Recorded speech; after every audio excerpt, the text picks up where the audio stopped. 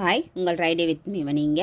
இன்றைக்கி நமக்கு கிடச்சது இந்த ஒரே ஒரு காளான். ஆனால் ஒரு காளான்னாலும் எவ்வளவு ஃப்ரெஷ்ஷான காளான் கிடச்சிருக்கு அப்படின்னு சொல்லிட்டு பாருங்கள்.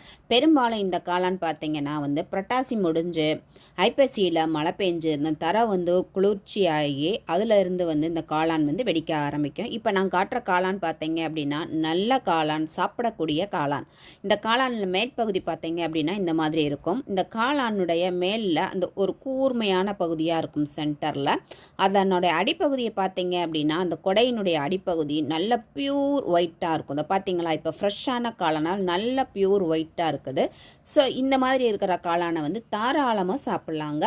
அது மட்டும் இல்லாமல் இந்த காளானில் பார்த்தீங்கன்னா விட்டமின் டி, சி, கே, அது மட்டும் இல்லாமல் potassium, antioxidant, zinc, sodium அப்படின்னு அதிகப்படியான சத்துக்கள் கொட்டி கிடக்குங்க இந்த நேச்சுரல் காளானில். ஸோ கிடைக்கும்போது சரியான காளானை கண்டுபிடிச்சு சாப்பிடுங்க.